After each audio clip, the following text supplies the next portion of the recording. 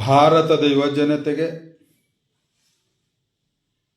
ಹಾಗೂ ನನ್ನ ಆತ್ಮೀಯ ಯುವ ಮಿತ್ರರಿಗೆ ನಮಸ್ಕಾರಗಳು. ಕಳೆದ ಕೆಲವು ವಾರಗಳಿಂದ ದೇಶದಲ್ಲಿ ನೀಟ್ ಪರೀಕ್ಷೆ ವಿಷಯದಲ್ಲಿ ಅನೇಕ ವಿಷಯಗಳನ್ನು ನಮ್ಮೆಲ್ಲರ ಗಮನಕ್ಕೆ ಬಂದಿದೆ.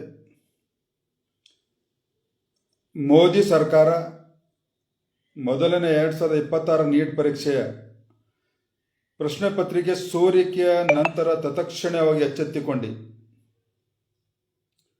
ಕೇವಲ 45 ದಿವಸಗಳ ಒಳಗಡೆ ಯಶಸ್ವಿಯಾಗಿ ಪರೀಕ್ಷೆಯನ್ನು ಪೂರ್ಣಗೊಳಿಸಿ ಫಲಿತಾಂಶವನ್ನು ಪ್ರಕಟಣೆಗೊಳಿಸಿ ಇದು ಮೋದಿ ಸರ್ಕಾರದ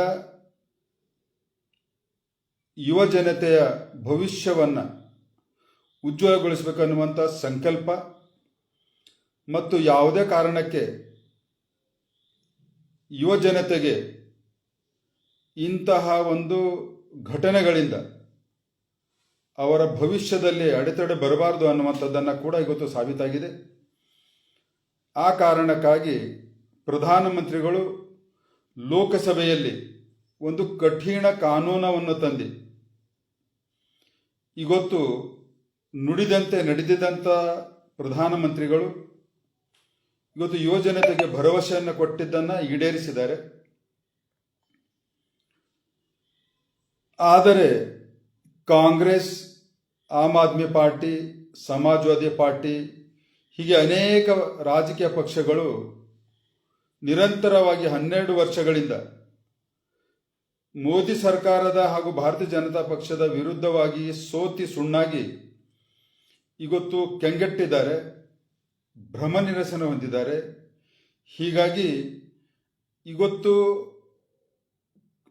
CJP ಕಾಕ್ರೋಚ್ ಜನತಾ ಪಾರ್ಟಿ ಅನ್ನುವಂಥ ಒಂದು ಪಕ್ಷವನ್ನು ಹುಟ್ಟಿಹಾಕಿ ಈ ಎಲ್ಲ ರಾಜಕೀಯ ಪಕ್ಷಗಳು ಅವರಿಗೆ ಬೆಂಬಲವನ್ನು ಸೂಚಿಸಿದ್ದಾರೆ. ಈ ಕಾಕ್ರೋಚ್ ಜನತಾ ಪಾರ್ಟಿ ಹಾಗೂ ಕಾಂಗ್ರೆಸ್ ಮತ್ತು ಇತರ ರಾಜಕೀಯ ಪಕ್ಷಗಳಿಗೆ ಯುವ ಜನತೆಯ ಹಾಗೂ ವಿದ್ಯಾರ್ಥಿಗಳ ಭವಿಷ್ಯದ ಚಿಂತೆ ಇಲ್ಲ. ಅವರಿಗೆ ರಾಜಕೀಯ ಬೆಳೆ ಬೇಯಿಸಿಕೊಳ್ಳುವಂಥ ಒಂದು ದುಸ್ಸಾಹಸವನ್ನು ಮಾಡ್ತಾ ಇದ್ದಾರೆ. ಹೀಗಾಗಿ ಭಾರತದ ಯುವ ಜನತೆ ಬಹಳಷ್ಟು ಜಾಗೃತಕರಾಗಿದ್ದಾರೆ, ವಿವೇಕವನ್ನು ಹೊಂದಿದ್ದಾರೆ. ಹೀಗಾಗಿ ಅವರ ಪ್ರತಿಭಟನೆಯಲ್ಲಿ ವಿದ್ಯಾರ್ಥಿಗಳ ಸಮರ್ಥನೆಯನ್ನು ನಾವು ನೋಡಲಿಲ್ಲ. ಆದರೆ ಅನೇಕ ಕ್ರಿಮಿನಲ್ಗಳು, ರಾಜಕೀಯ ಪಕ್ಷದ ಕಾರ್ಯಕರ್ತರು, ದೇಶ ವಿರೋಧಿ ಶಕ್ತಿಗಳು ಅದರಲ್ಲಿ ನಾವು ನೋಡಿದ್ದು ಇತ್ತೀಚಿನ ದಿನಗಳಲ್ಲಿ ಮಾಧ್ಯಮದಲ್ಲಿ ನಾವು ನೋಡಿದ್ದೀವಿ. ಹೀಗಾಗಿ ನಾನು ನಿಮ್ಮ ಎಲ್ಲ ಯುವ ಮಿತ್ರರಲ್ಲಿ ವಿನಂತಿಸಿಕೊಳ್ಳುವುದೇನೆಂದರೆ, ಮೋದಿಯವರ ನಿಯತ್ತು ಮತ್ತು ನೀತಿಯಲ್ಲಿ ಯುವ ಜನತೆಯ ಉಜ್ವಲ ಭವಿಷ್ಯ ಆದಾಗ ಮಾತ್ರ ವಿಕಸಿತ ಭಾರತ ಆಗಲಿಕ್ಕೆ ಸಾಧ್ಯವಾಗ್ತದೆ.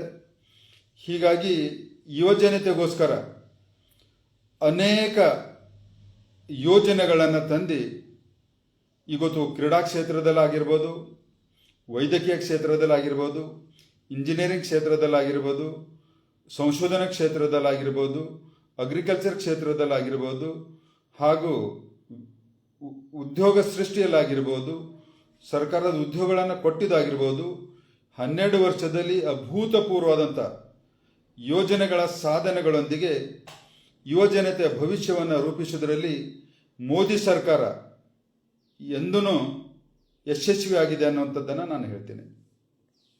ಹೀಗಾಗಿ ಇಂತಹ ಒಂದು ಕುತಂತ್ರ ಕಾಂಗ್ರೆಸ್ಸಿನ ಮತ್ತು ಇತರ ರಾಜಕೀಯ ಪಕ್ಷಗಳಿಗೆ ತಾವು ಯಾವುದೇ ಕಾರಣಕ್ಕೆ ಅವರ ಒಂದು ಷಡ್ಯಂತ್ರಕ್ಕೆ ಬಲಿ ಆಗಲಾರಿರಿ ಅನ್ನುವಂಥದ್ದನ್ನು ನನ್ನ ಸಂಪೂರ್ಣವಾದಂಥ ನಂಬಿಕೆ ಇದೆ. ಹೀಗಾಗಿ ಮೋದಿಯವರು ದೇಶವನ್ನು 2047ರವರೆಗೆ ವಿಕಸಿತ ಭಾರತ ಅನ್ನುವಂಥ ಈಗಾಗಲೇ ಭಾರತದ ನಾಗರಿಕರ ಮೇಲೆ ವಿಶ್ವಾಸವನ್ನಿಟ್ಟು ಆ ನಿಟ್ಟಿನಲ್ಲಿ ಪ್ರಗತಿಯನ್ನು ಮಾಡ್ತಾ ಇದ್ದಾರೆ. ಹೀಗಾಗಿ ಈ ದೇಶದ ಭವಿಷ್ಯ, ಯುವಜನತೆಯ ಭವಿಷ್ಯ ಹೀಗಾಗಿ ಯುವಜನತೆ ತಮ್ಮ ಭವಿಷ್ಯ ರೂಪಿಸಿಕೊಂಡು ದೇಶದ ಸೇವೆಯಲ್ಲಿ ತೊಡಗಿಸ್ಕೊಳ್ಬೇಕನ್ನುವಂಥದ್ದನ್ನು ವಿನಂತಿಯನ್ನು ಮಾಡ್ತೇನೆ. ಮತ್ತೊಮ್ಮೆ ಎಲ್ಲ ಯುವ ಮಿತ್ರರಿಗೆ ನನ್ನ ನಮಸ್ಕಾರಗಳು. ಜೈ ಹಿಂದ್, ಜೈ ಭಾರತ್. ಧನ್ಯವಾದಗಳು.